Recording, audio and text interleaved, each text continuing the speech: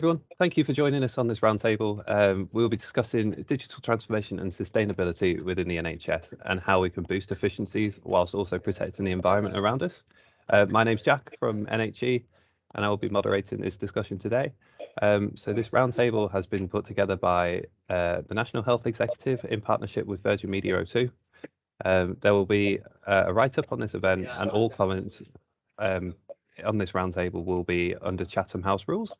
So please feel free to share ideas and come in with any comments that you may have in response to questions asked. There is no wrong answer here at all. We want to know your thoughts on the future of digital and sustainability within the NHS.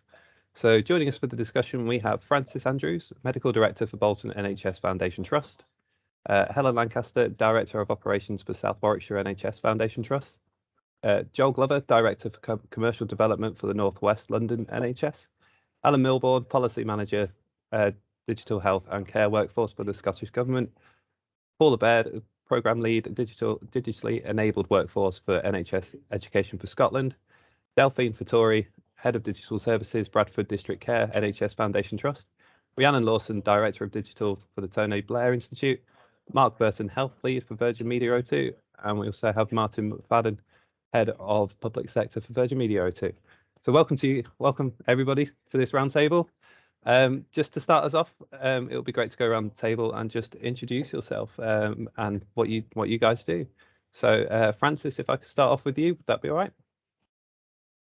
Yeah, so Francis Andrews, I'm Medical Director at the Royal Bolton Hospital in Greater Manchester as well. I'm also a consultant in emergency medicine as well. I'm a very keen advocate of digital systems. In a previous trust in St Helens and Knowsley, I was very heavily involved in digital projects around electronic prescribing, and also various IT procurement systems as well.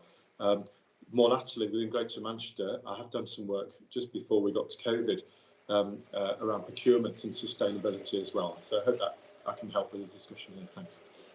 Brilliant. Can I grab Joel as well? Hey, so I'm Joel Glover. I'm the Director of Commercial Development at QTS, which is the estates delivery arm of Central North West London NHS Foundation Trust.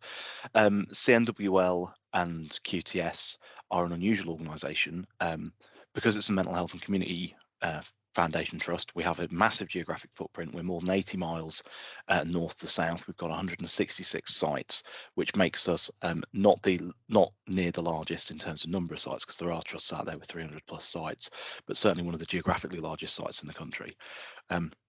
Our interest in digital is that we develop digital solutions to support estate sustainability and reporting.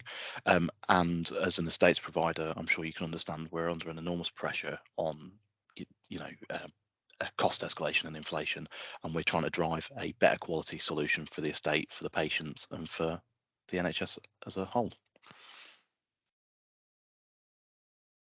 Jack, you're on mute.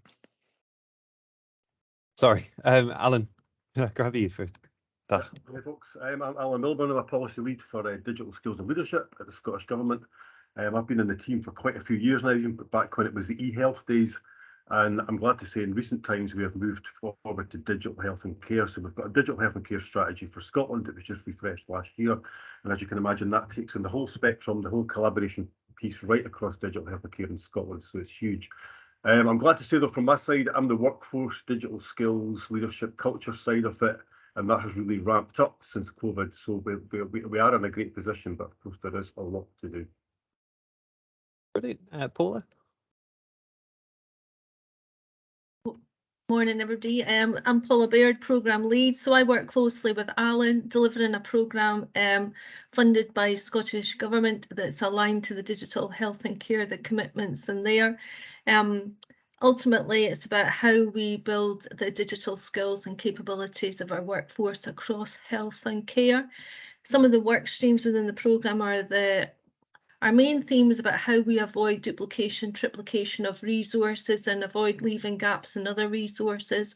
So we support Microsoft 365 resources, Near Me, which is the remote consultation resources, Connect Me, remote health pathways, We also cover resources for developing digital leadership across the sector, and also around this specialist workforce, so your knowledge, information and data workforce. So that's sort of a very high summary. Oh, brilliant. Thank you, Paula. Delphine? Good morning all. I'm Delphine Fittery. I'm the Head of Digital Services for Bradford District Care Foundation Trust. This is a mental health and community provider within West Yorkshire. I'm also the chair for the Yorkshire and Humber Public Service Network, and part of our partnership is around sustainability and using technology to meet our carbon neutral agenda. This is a partnership that's made of NHS Trust, but also local authorities, and we have some police as well as part of that. So already much focus on this as well. On our side, we were very lucky in a sense to have Office 365 prior to the pandemic, so it made the transition through the pandemic much easier than in other cases within the NHS. Brilliant, thank you. Rhiannon? Hi, yeah, I'm Rhiannon Lawson. As Jack said, I'm the Director of Digital for the Tony Blair Institute. I've only been here a week. Prior to that, I was both at the Welsh Government and in the UK Government, leading on cloud strategy, legacy strategy, digital transformation programs, and I've been brought in to the Tony Blair Institute to help do digital transformation in various areas of the organisation. Fantastic. Mark, if I can get you as well. Yeah, sure. Morning, everybody. My name is Mark Burton. So I'm the UK Health and Social Care Lead for Virgin Media O2, and I've been with VMO2 now since January. My role here is to work in close partnership across the health and social care environment to support digital transformation and sustainability to improve patient outcome. My background is purely health, so I'm not your technical expert on this call, but I've worked both for the NHS for 10 years and also in and around the commercial environment for the NHS, particularly within medical technology. And I'm really keen to build better relationships with you guys and see how we can support you. Brilliant, thank you, Mark. And then finally, Martin. Yep, morning everyone, it's Martin McFadgen. I'm Head of Public Sector here at Virgin Media O2 Business, which gives me the pleasure of leading our UK public sector team, and as a strategic supplier to government, also own the engagement and relationship with Cabinet Office as part of their strategic supply programme on there. And I guess firstly, thank you very much everybody for making the time to join us today, and I guess keen to understand how we can look to leverage digital adoption and support the transformation you talked about, Rhiannon, to improve patient pathways, patient care, and alleviate some of the resource and budget constraints and challenges that our frontline care workers work through to deliver the fantastic service they do. Brilliant, thank you. So yeah, nice to meet you all. So just to kick things off, just to give a quick overview of what today's discussion is going to be about. So digital transformation has been the pinnacle of growth within the NHS.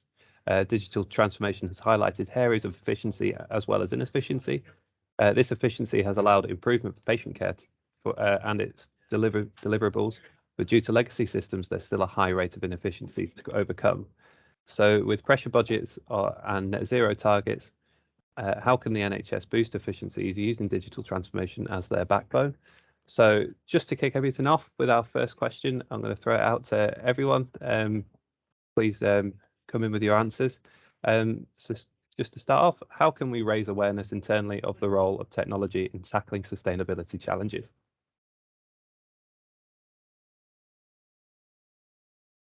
If Delphine would like to answer that one first.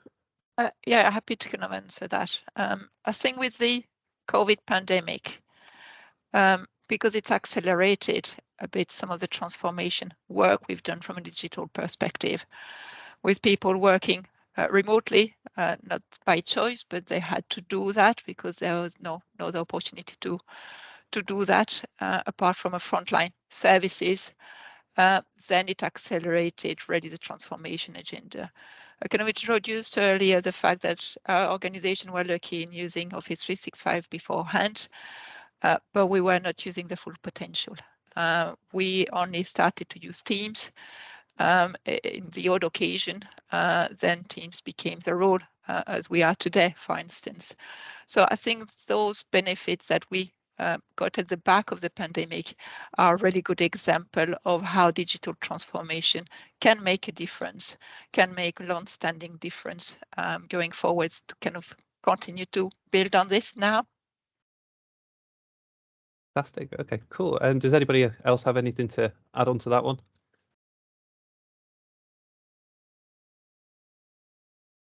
Nope. Okay. Paula? Jack, I was going to come in because I put my hand up. Yeah, no worries. I was just going to say it's leadership at all levels. It's about how to influence the whole workforce.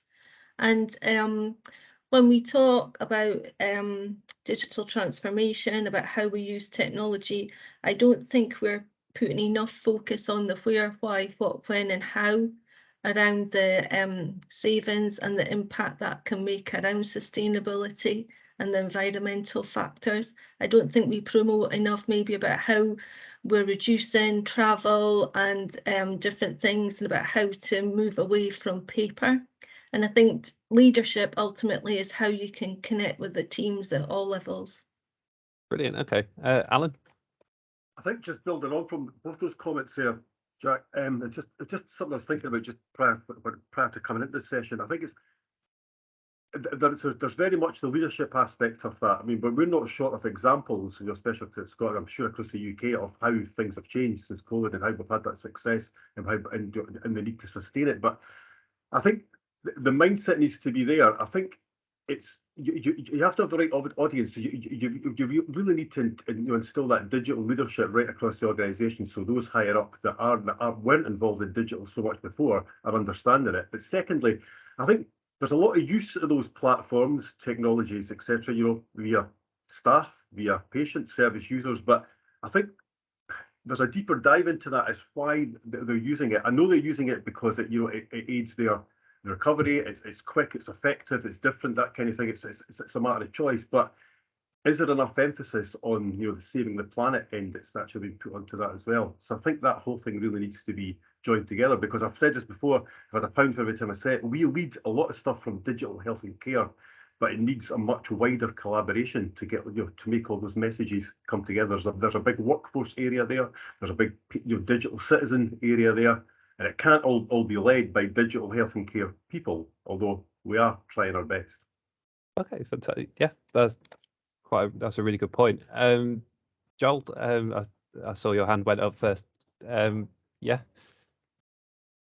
Yeah, so I think there's almost like two strands though, because there's a there's a patient and workforce component, right? If 70%, 80% of the NHS budget is in the workforce, then the way that digital interacts with sustainability, whether it's like environmental or financial, is by helping those people change the way that they deliver service, deliver patient interactions that lead to better, cheaper patient outcomes, and that are greener and more sustainable. But for what's left of the budget, a lot of those things are, people can think of them as fixed costs, and therefore they're things with fixed consequences. And obviously, I've come to it from an estate's perspective. Very hard to have a hospital without, in the sort of current conception of it, without actually having a physical hospital, regardless of the fact that a lot of those patient interactions don't actually have to happen in health estate. They can happen in home, they can happen via Teams. So you can change the 80%, but there is going to be a legacy estate. There is always going to be space where clinicians need to see patients in a safe environment that is clean, and so on and so forth.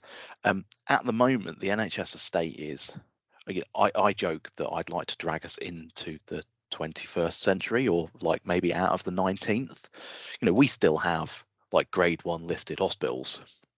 And during the pandemic, a lot of the patients came out of the hospitals, but we actually had to send staff in every day to turn the taps on, to have the water running at every single tap. We had someone walking around turning on every single tap in the building for 5 minutes twice a day. Because if you don't do that, you get Legionella build-up, and like I don't want to turn our mental health hospital into an acute health hospital through a Legionella outbreak. But a modern industrial setting has trackers on everything, has Internet of Things on everything. They know when your lights are on, whether your rooms are at the right temperature. They know if the airflow is coming through. So you can manage a pandemic and you can manage your healthcare setting. The logistics firms can do that. Well, I can't even tell you who's in the buildings most days with digital. And that's, people can do that with their home stuff, with their Hive and like various other things. I think actually the patients and the staff are way ahead of the system in terms of, and it's actually getting getting institutional momentum to get through that and into, let's aim at 2001, just past the millennium bug, and then let's really sink our teeth into it, is where I am. Okay, brilliant. Francis? Some great stuff coming out here. Just really enjoying learning from you all and your experiences. So around the question of leadership, the concept I want to bring in here is about different generations and how we lead different generations. So for the first time in the NHS, we've got 5 different generations all working alongside each other. And different generations have different perspectives on this within the NHS workforce. So we've just put in our electronic patient record today, this morning, in our emergency department. And I'm really excited because I'm a very digital person. One of my colleagues has said that it's going to be the most disastrous day ever. Okay. And one of the very junior doctors has said this is probably the best thing that's happened to this emergency department. They're all talking about user experience, but with a nod to sustainability. Again, there's a generational, if you like, differential here about what's important. So our junior doctors will be saying, well, the reason we want this in is we want to save on paper. The older generation, I'm not saying this is exclusive, won't really have quite as much as an eye to that sustainability issue as well. And I think in terms of leadership, our job, I'm really pleased that people have said it's about leadership behaviours and us as leaders as well. But also, thank you for that comment, Delphine. But also, it's about how we understand the different generational needs, and that applies to patients as well. But also more complexly is understanding it even within generations there's differences as well. The other points around sustainability as leaders is it's obviously there's the paper issue, isn't there, as well. But to me, there's a logistics issue here. We have no idea where all our stock is or how much it's been utilised because we don't have RFID tagging. It's all done manually, the check-in. Digital offers a fantastic opportunity to make sure that we are protecting the environment by not ordering excess stuff or letting it go to waste, etc. as well for that as well. And the other thing as a digital leader is not just about patients and then coming to hospital, but it's around us being able to go more into communities and to the locality boards and offer services out there, so that there's only one of us travelling, hopefully an electric car like me, rather than the hordes of patients travelling the other way as well. And also in terms of education and meetings as well. So I used to get on the train an awful lot to London. And during COVID, I haven't really been on the train anywhere to London because it's all been online. And there's still many more opportunities for education online and for national meetings online. I'm not saying every meeting should be online because clearly there's the face-to-face stuff that has to be transacted as well. Anyway, I'll stop there. I hope that's of use to all of you. Thanks. No, that's really good to know, and especially on the whole public transport sort of side to it as well, especially with the staff in the NHS travelling to work as well. Definitely has an impact on sustainability. Martin, I'll come to you, and then I'll come to Rhiannon. I know you've had your hand up for a while as well, so Martin.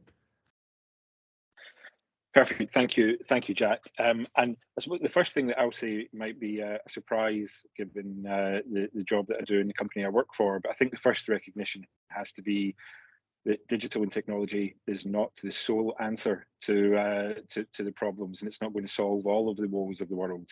And I think to the point that you made, Joel, those fixed costs and the importance of being able to still have that face-to-face interaction in a clinical setting is never going to go away in certain use cases. But it's about recognising where can it play its part and where is the value and the benefit. And I have the benefit of speaking to organisations up and down the country, and there's some fantastic use cases. And I don't think we necessarily share some of those use cases well enough as a community to help learn from each other. And I don't think we perhaps look back and see how far we've come in some of those to be able to put the kind of plaudits and the pat on the back and recognition that they deserve. And if I was to talk about a couple of them, you've got a health care knee surgeon who's talking about being able to get patients out of hospital within 24 hours of the operation to be able to monitor remotely, which then frees up bed space, improves waiting times, and actually the rehabilitation rate of that patient improves because of the remote monitoring that's able to happen through wearable devices and so on as part of it. We then had another healthcare professional who talked about, perhaps not as a bit of a grim one, the being able to send a kit out to a patient to do a stool sample, and being able to then send those results through the app that they download and the kit that's there, which then prevents unnecessary travel, and testing and results can all be done online and digitally, enabling that. And then one organisation in the West Midlands actually took it a whole stage further. And this is where I think, coming back to the point that both Paula and Alan made around the collaboration and the leadership, it shouldn't be exclusively to health and social care. This has to be about place, and it has to be about the community that it serves. And what the team in the West Midlands had done was, through the tracking of digital appointments, they were able to then talk about the road miles that hadn't been driven by people coming into hospitals or to GP appointments, the impact that that was then not having on the wear and tear on the roads that the local authority had to maintain, and then the benefit that all of that had on the emissions that was impacting the region, which then has a circular effect of improving the healthcare and well-being of the citizens living in that community. And it's going to take the collaboration across all place-based organisations to be able to make that happen. It's not the sole responsibility of the NHS or the health and social care professionals. No, that's a really good point about, especially on remote care as well. I know that's quite a massive topic at the minute, being covered in a fair few discussions as well. So thank you, Martin. Rhiannon? Yeah, I just want to comment on a couple of things that Francis said. So he was saying about how there's five generations of people working in the NHS at the moment, and that can be really difficult. I think a bit like influencing our leaders, you have to find the thing that matters to people. So it might not be that the older generation perhaps are as bothered about sustainability, or that they might find it really hard to use some of this new technology. So you need to find the thing that matters to them and change the culture in the organisation to say, okay, so you really want to make a difference in this area of your job by using this thing, you can now do that. Obviously with the younger folks, they're already on board with that. So is there something else that culturally that they could maybe support on to kind of persuade those other groups to sort of get on board with the changes in technology? Because I understand it's really hard, and you know, we're all learning all the time. It doesn't matter if you're a digital native person, you grew up with phones, or you didn't. We're all trying to learn all the time. So I think that's super important. Also, just on sustainability, I think while sustainability is clearly very, very important, as Martin just said, digital is not always the solution to either your needs, your patient needs, or to sustainability. But also there are times when there could be a technology that could really help with your tech net zero or whatever your aims are. But actually the patient requirements or the consultant requirements or whatever else won't be met, and so the balance and the trade-off is important, and go, actually on this occasion, yes, we could save some emissions, but we're not going to, because it's not going to have the outcome that we want. And I think finally, what was the other thing that I've scribbled down here, when it comes to, sorry, this goes back to the first point around sort of getting getting people on board with things. the way digital can really help is obviously by collecting the data that you need and being able to travel to different people and see, and people not have to come into the hospital. If people have got that data to hand, then that's super useful. And I think if people can see just how easy it is, they don't have to carry piles of paper and they don't have to print loads of stuff out because it's all easily to hand. But that all has to be created in a way that meets their needs. And that means that they can access that data in the way they want. It's pointless a person in technology or digital designing a system that then just doesn't work for them. So yeah, sorry, quite a lot there. No, that's fantastic. Thank you very much. Mark, I see you've had your hand up for a while. So Yeah, thanks. It was just interesting. I just wanted to pick up on 2 points then when we talked about, and rightly so, it comes to patient first. So we automatically raise awareness from a patient point of view. Yeah, absolutely agree. We can never and should never move away from hands-on approach to patients. That's always going to be needed. But what I think is what we can help to raise the awareness is something that Joel touched on there, is about actually raising the awareness of the benefits of using technology to improve sustainability, not just from a patient care point of view, but also from a facilities point of view. Joel mentioned something there about going into hospitals to turn on the water. Now, I suspect that their estate is wider than just one trust. It's probably a number of trusts. So the actual travel miles on that is just the one.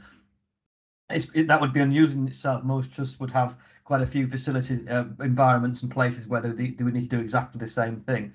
I think what would be interesting, and we can do much more with, is to actually align the technology that we're using and how that supports sustainability. And when we're looking at sort of the travel, so our scope 3 in travel is 10% of the emissions that's emitted within the NHS, and both from a patient point of view, so patients not travelling to hospital, but also from a facilities management point of view, we need to get better at capturing the benefits of using technology to reduce sustainability, and I think we could do more with that.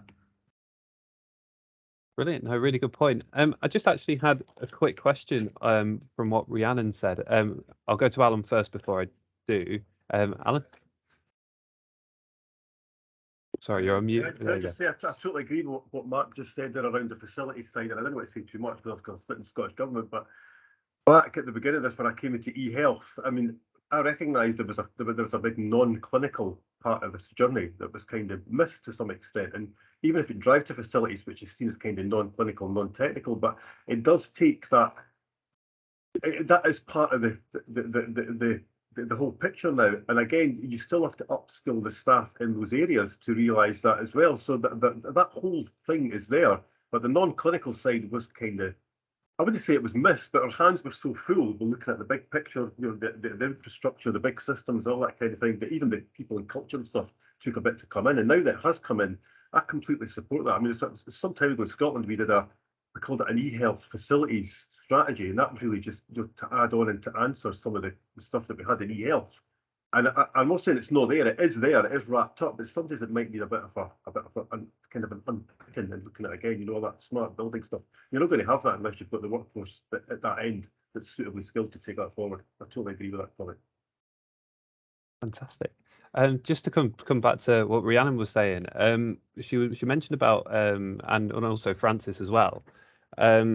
So you mentioned that younger people need to persuade other groups of how they can progress in digital, and how the older generation can be more involved with, as you say, more mobile devices. Would you be able to kind of answer how you would be able to actually persuade them to do it? What methods you would go through to actually convert them to coming on board with that? Is that to me? It's to anyone, to be honest. So I'll just, I mean, I think a lot of it is, someone mentioned earlier about sharing what other people have done. I think it's really useful to look at case studies of how this has worked well elsewhere. So as an example, the DVSA has spent quite a long time doing something that's pretty simple, but they've got all of their driving instructors iPads so that they can do their the driving test with an iPad previously it was on paper, they had to put little marks in boxes, that was then scanned in. Sometimes the scans didn't work, sometimes like all sorts of stuff, and there was lots of paper, and it was a real pain. And so just being able to go, look how much easier this is for you. And I think just showing the practical, the real life examples of how much easier this can make things if they know how to use it properly. None of it needs to be complicated, and it shouldn't be complicated. So I think it's just some sort of careful training of not just those people. I'm not just going to say the older workforce, but, sure. you know, careful training of everybody, and that should be part of digital transformation. It should be part of when you set out on this kind of path of what are we going to do to make our digital estate better. Culture and training needs to be a big part of it, and understand what people's digital skills are and where they're lacking, and upskill everybody. And I think if people can see, one, the benefits and how much better they can do their jobs, but also that no one's being targeted individually, everyone can get support on this, then that's often a way to get people up to speed and on board with this. Fantastic. Francis? Yeah, there's a lot of sense that Rhiannon has just said there as well. I suppose if you say what do people who don't naturally take to digital, when do they use digital and why? So everyone texts, don't they? So we have older patients in our emergency department busy texting their relatives as well. But the other thing is around online banking. So for those who do online banking, my challenge to us all is, did anyone take us through a training package for online banking? No, they didn't, because they've made the app so simple that you don't need a training package. And this comes on to, I think, success or failure in IT with older generations and perhaps younger as well. It's all about the interface, isn't it, and the usability. So our EPR, which is great, is very, very complex. If you came here, it would take you quite a while to get used to it. It's not intuitive. The interface isn't right, if you like, on that one as well. And this is perhaps one of the better systems as well. So people will look at a system like this and their eyes will just glaze over. And you can try and train people, but training alone isn't enough, because we find that when we train people, they still keep making errors on this system because it's just so complicated and not intuitive. So it goes back to the design and the interface for me, which I think is what Rhiannon said as well. If you can keep it very simple so that you get to a point where people just take to it like ducks out, in water, that to me is the key. If you're going to get the people who either can't because of advancing, illnesses and age or whatever, or won't use it as well, and that is key for me. I think training is very important. Usability is very important. And those elements are sometimes missed out at the start or as part of the ongoing, whether people are within an organization. So they may be well trained at the start, the induction, and after that it's lost. So it's kind of trying to keep that momentum. That's really key. I think one of the other elements to look at is the peer-to-peer support. And often we see systems or technology very much IT focused, and people would go back to IT for help and support. Well, actually, if there are some digital champion within services that can help other people, then that would be their first point of call, and that would resolve so many issues there and then, not needed to kind of wait on a phone line to the IT team, for instance, or the training team, and really have something available for people, and not being scared to ask as well. I think some of the element that people have problem with digital solution is that they are scared to do something wrong. They are scared to use the system, but if they have somebody next to them being able to support them and reassure them, then it would go much easier for everyone in terms of embedding the system and using the system as well. Paula? I was just going to come in and say exactly what Daphne has said. It's about using and building digital champion networks, because you can recruit digital champions from all of the different generations, but it's also about how you upskill and invest in the digital champions and also bring them together so that they can share what they've done, what the challenges they've had, and that if you put a lot of investment in that, it makes a real difference to the workforce and the adoption of technology. And Mark? Yeah, I think it's just to sort of reiterate what a couple of people have said here as well. We've talked a lot here about the staff usability and the staff's training and upskilling of them, and from our point of view, you know, that's something that's, you know, sort of fundamental to the services that we provide. But just wanted to highlight that actually we've also got to consider the end user, for want of a better phrase, but the patient really, because any of the services that we provide as an organization, as a health service, it's only as good as the weakest link, right? So we can get the best system in the world, the best application in the world, whatever it might look like, but if that isn't usable from a patient perspective, it doesn't matter how much training we do at the staff end. We've also got to do the education in the community environment as well, and that's something else that we've had experience with some of our partners in the Greater Manchester, where we've got facilities out there in the community to support that, and you know, it's working really well to raise the awareness and raise the skill set of people, a diverse group of people, not just an age perspective as well, because it's more diverse than just an age thing. It could be cultural as well, and that's something that we really need to sort of bear in mind and work together with, both from an internal and an external perspective. Brilliant. Yeah, no, that's really good points. Thank you, guys. Just to move on to another question. So how lessons from COVID-driven digital acceleration can be applied, and how can they be applied to the climate emergency? Do you guys have any opinions on that? We'll go to Joel. If you got anything for that? I mean, I don't. Maybe. I have to be honest. No worries. Not No problem. Delphine stuck her hand up. So, yeah, sorry. So we'll go to Delphine. Please, Delphine. Yeah, I think there is a lot around benefits realization. And some of the things that happened with COVID is people working from home. It had an impact from a clinical, from a sustainability perspective, indirectly around business miles, around using the technology in a different way, video consultation, those kind of things. And it's kind of measuring what the benefits that's created from a sustainability perspective and what are the lessons learned from that as well. And I think measuring our usage of carbon footprint, for instance, it's the first challenge from organization to kind of see what is the benchmark here that we are trying to tackle, and where are the areas where we need to focus on from a sustainability perspective. Business miles is the thing that came first in terms of benefits that's visible. The other thing that as well we kind of look at is around printing reduced by definition because people didn't print from their printer, and they didn't come to site to print, for instance, even though printing is still something very important. Because how do we build on this and track it as well? And you know, face-to-face meetings are still required in some cases, and it should see the benefits as well in terms of how we offset our consumption of carbon as well. So while there are some areas we can't reduce our usage of carbon, we can offset it, and looking at solution at offsetting based on benefits we can gain.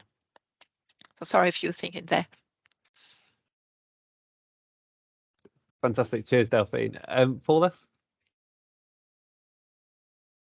I was just going to talk about the speed in which M365 was rolled out and the adoption of Teams. And I think what we've to be mindful of is that the people don't revert back to old ways of working. It's how we keep that remote working and that balance.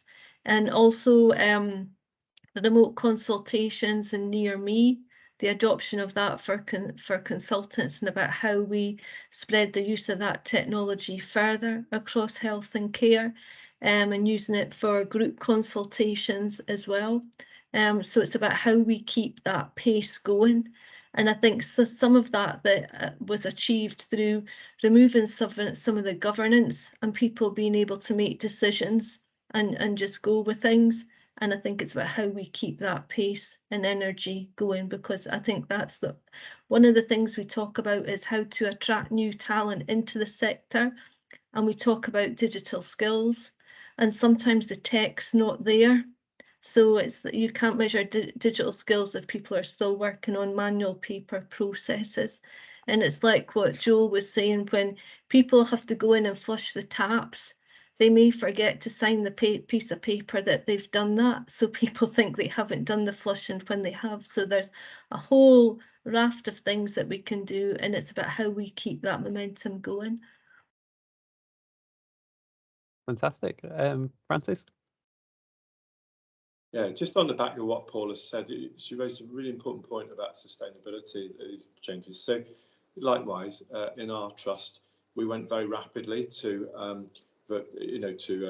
video consultations as well, and also other technologies, for example, GPs asking for advice and guidance, and various other technologies around this. And we were forced to do this. It's worth bearing in mind that the problems that we encountered have meant actually we are going backwards, and I don't want us to go backwards, but the problems for our organisation was this.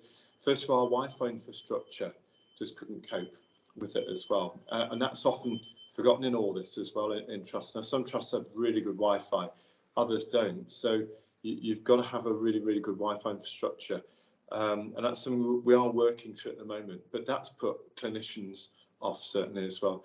But the other problem is that what I think we hadn't appreciated is you can put in a video system and say it's great, but if the clinician can't do a sick note electronically, which we can't because there's no software, no such software in an acute trust or nationally, and if you can't prescribe electronically because we haven't got outpatient prescribing, then unless these other kind of key essential components are in a digital transformation, you start losing the effect. And obviously that's our problem to sort out as well, but it just a bit of a warning really to everybody on this sort of thing. And I'm a big fan of video consultation when we can do it, etc. as well. Thanks.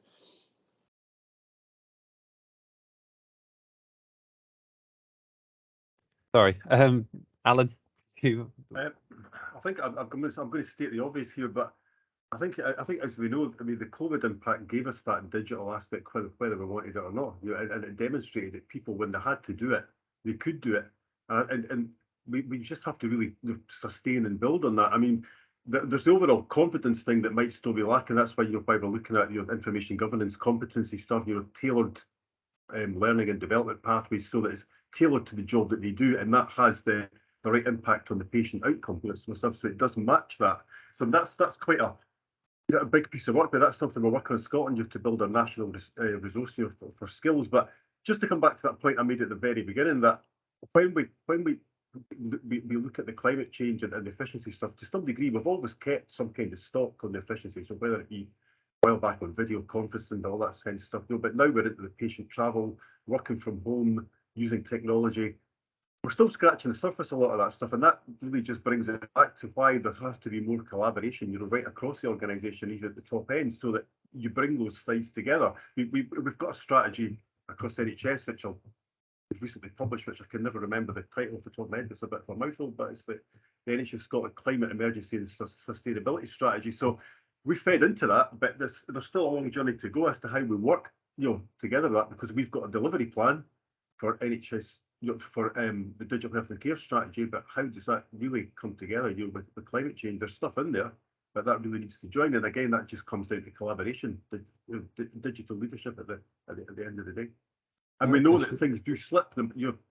It's during the COVID impact, and all the remobilisation stuff like that. And there was a big push on digital. We were getting a lot of evidence on where digital had been implemented, making successes, which was fantastic. For the first time, we had a massive, rich source.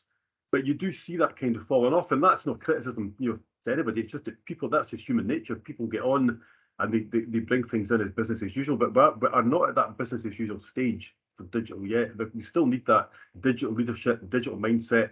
And people have said, when will the day come where we drop the word digital and it just becomes leadership? Again, that's a big question as well. So And there's loads of stuff going on in the world of leadership, but likewise we're trying to mirror that with digital leadership, and it's just making those two worlds come together. Brilliant. No, really good point. Delphine, I think you had something to add on that as well. Yeah, it's on the point of collaboration as well, and we look very much in terms of how each organization are working within themselves, some of them having a number of sites that they have to kind of deal with. I think it's how do we collaborate with our partners as well? How do we share buildings, for instance? How do we use the technology to enable us to do that? How do we use the Wi-Fi infrastructure to do that better so that somebody in the health sector can go and work on a local government site, for instance? So there are a lot of opportunities out there that we need to kind of further explore as well, and making them visible. I think that was the point from Martin earlier. There is a lot happening, but actually, do we know what is happening? Do we know what are those user cases out there? And if there was more knowledge, maybe we would kind of take on those opportunities and see if they're applicable in where we work. Brilliant. Rhiannon, I saw you had your hand up a minute ago. Did you have something you had to contribute, or I think I did, but I think it's been said. It's fine, thank you. Oh, bless you. No worries at all. Cool. So yeah, no, really good answers as well. Really enjoyed that. So just a quick one as well. So sustainability and supply chain. What would be the best way to reduce the carbon footprint jointly, especially over digital? I think Delphine, if you wanted to answer this one. I think that's how we work in partnership with our suppliers as well, and Virgin Media on the code here is to kind of see when we purchase something new, or when we're looking at purchasing something new, it's actually what is the whole supply chain model that it goes through before it reaches us as well. What can we do as well from the other side, from a recycling perspective of the old equipment? So it's having that circular economy and visibility of that circular economy, so that we all benefit and we're all working towards the same aims as well. We often engage with suppliers which would sell us some cloud technology as well. The cloud is one of the elements we need to take into consideration. I think there are other things we could do from an estate perspective, or from an air conditioning perspective, which is an element which is using a lot of carbons, for instance, in data centers. So it's how we do engage at the offset with our suppliers. Mark? Yeah, I just want to pick up on a point that Delphine mentioned there, and it's on about it's talking around our e-waste, or your e-waste, and I think there's much more we can do from a supplier perspective and so on, and also from an NHS perspective, to be more efficient with our e-waste, and that's something that we're driving forward with, and we have partners that are taking back device and equipment, so particularly laptops and phones is a big issue. I know, and you probably know, there's probably drawers full of old phones and that just aren't used anymore. All of that should be, is very much within our gift to recycle that and to take that and put it into the right environments for that to be recycled and reused. And that's going to have a big impact on your e-waste and your emissions from that point of view. So absolutely engage with the likes of ourselves to support that. It's not something that we do personally at VMO2, but we have some very close partners that we work with that would be ecstatic to take your used phones, laptops and electrical equipment that they can put back through into the community. And it goes back actually to the point that we talked about earlier about education of our patient groups, of the end users, and actually those devices are put back into the community to support that. So that's that circular economy of not only are we taking the products back in, so a recycle point of view and emissions, but they're actually cleaned and put back to great use in the community to support that education and training of the people that we're meeting every day. So absolutely reach out to us if any of you have or want our support with that. We'd gladly help you. Brilliant. No, thank you, Mark. Actually, I just wanted to go back a little bit. Sorry, Martin.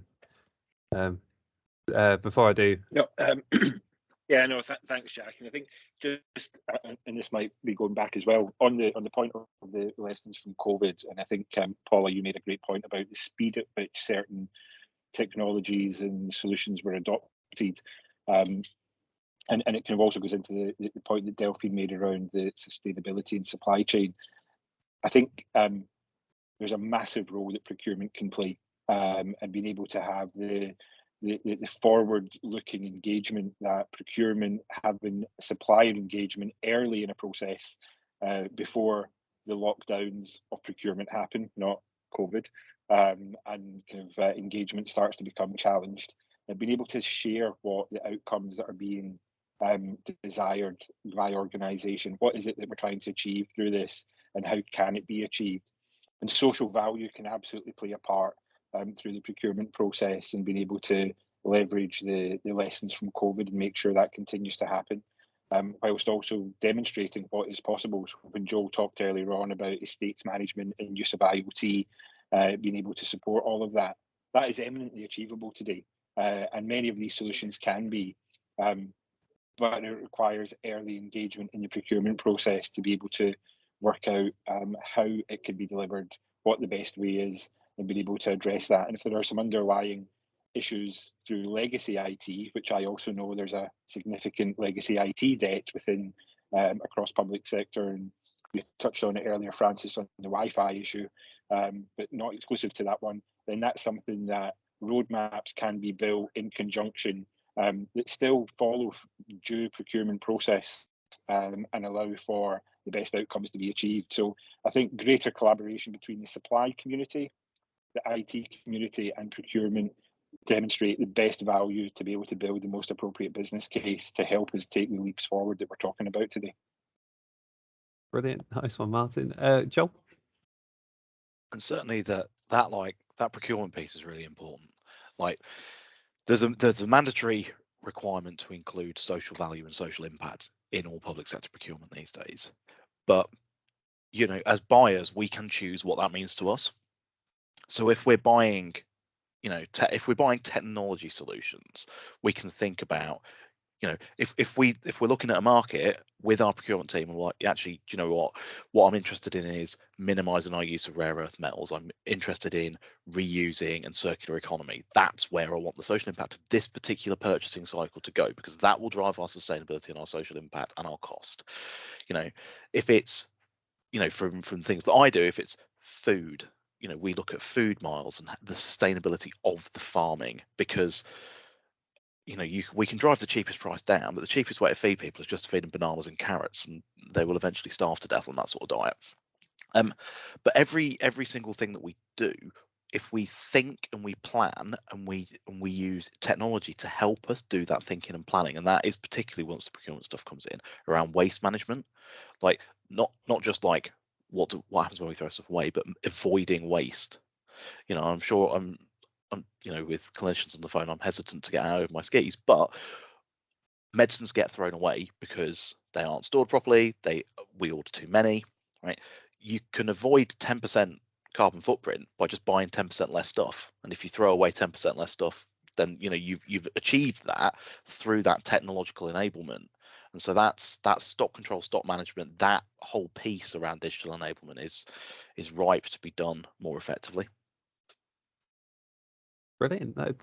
Thank you, Joel. I just have a quick question, just going back from when we were talking about costs of technologies. So do you guys feel that the cost of technology sometimes outweighs the value that digital can also bring to the environment? So, for example, Joel, you mentioned the challenges with an aging estate and due to its age, sending someone into taps to avoid Legionella disease. So the costs around that, how would that have an effect on sustainability itself, and also what would be the digital solutions for that? So some of that's around waste, right? Yeah. Like if you don't know, because one of the problems that we had was that we weren't doing that previously because we had patients and we had staff who were just using the taps. So we had a suspicion that the taps were being used, and it has to be said, we didn't know, but we were pretty confident. The moment we took the patients out of some of those settings because it wasn't safe for them to be there, we knew for certain that the water wasn't running. But like use of water, just actually using water ineffectively has an enormous sustainability impact, because that's just going straight back in the sewers and being reprocessed. So it's really like, before you get into the, well, we have to send someone there, I guarantee you they're going in the van. Like, you know, we're talking about hospitals in central London, but I guarantee you they didn't get there on the tube. You know, so they turn up in a van, then they go to the next site in a van. You know, and they're turning on the lights because no one wants to stand in the dark running a tap for 5 minutes. That job's tedious before you have to do it in the dark. You know, so all of those, there was a big sustainability impact of just doing that task. And so, you know, you can strip out a lot of the environmental impact by actually having monitors, you know, on a WAN or something, which say actually only these taps need running, or enough water is flushed through the system. Or you can do there's UV filtration, which we can't use in some of our buildings for various reasons, but where you can do it, you can put things on the edge of the end of the taps which say to you, oh yeah, no, I'm done, you know, so that you can just get on your PDA and go, okay, just get the clinicians to do this and this. You know, if we were working in a fully integrated system, you wouldn't need an estates, like you wouldn't need someone like a band 3 in estates to be walking around a building turning the taps on, because you could just ping someone on the floor and go, can you just turn tap on for 5 minutes? Like, I know doctors are busy, but at the same point, asking a doctor to wash their hands one more time probably isn't going to, you know, cause a massive crisis. Or even just saying to them, can you wash your hands in that tap rather than this tap? But yes, it's that integration, interoperability, visibility, communication. I mean, Andrew, God forbid that anything happens automatically in our hospitals. Like taps going on automatically, lights going off automatically would be a big step. We've still got incandescent bulbs in some of our buildings. Can't find the money to replace them, you know. So it's all of those sorts of things, like really simple stuff that you would take for granted in your house. You know, you take all of this for granted in your house, but getting in hospitals, you know, 166 hospital sites is hard. No, for sure, definitely. Rhiannon, I think you had something for that. Yeah, obviously Joel's example is very specific, and I can't talk to that. But and I understand that. Sorry. The public sector and the NHS in particular has, you know, there's always money's stretched at all times. When it comes to deciding whether you're going to spend money on digital transformation or upgrading a system or dealing with an aging system, you've obviously got to balance it with the benefits that come with that. And so when it comes to your spend review bids or whatever else, I don't know how the NHS, I think it's probably through a spend review process, get the money. It's working out what that benefit is. You know, we talk about legacy. Legacy doesn't necessarily mean an aging thing. So clearly with a grade 1 listed building, it absolutely is. But legacy can be something that's only 6 months old. It's just that it's really expensive to run. The company that created it no longer supports it. The person who has the passwords has left, and so you can't use it. That makes something legacy. Something could be 30 years old and still meet user needs, still be perfect, absolutely not need upgraded. And so we need to, that's something I think we need to move away from when it comes to digital transformation and what things we target. Just because it's old, it doesn't mean it doesn't work anymore. But the systems that don't work well and are costing money really should be upgraded. And then the other thing is around so like on the legacy system side of things, something like holding data on-prem rather than in the cloud, that move can have huge sustainability impact. You know, you're perhaps sharing equipment, and so you're sharing the cost of cooling, you're sharing the cost of and not just sharing the cost of your sustainability impact is higher because you're not cooling something and another organization is cooling it, and you know, so it has a big impact. And the big cloud providers are now that previously it was really hard for them to actually work out what the sustainability impact was, but Microsoft and AWS and Google have all started to release those things. DEFRA have also done a hell of a lot of work on sustainability around cloud and different things. That is definitely worth looking at their reports to see where the biggest benefits come. And the Centre for Digital Public Services in Wales should soon be releasing a report, if they haven't already, on exactly this as well. So this isn't stuff that has to be redone. There's plenty of work that's happened, so that money doesn't need to be spent on researching this. It's all been done already. Fantastic. Well, I think we're pretty much bang on the hour, I think. So just want to say really good conversation, everyone. Really enjoyed it, really found it educational as well.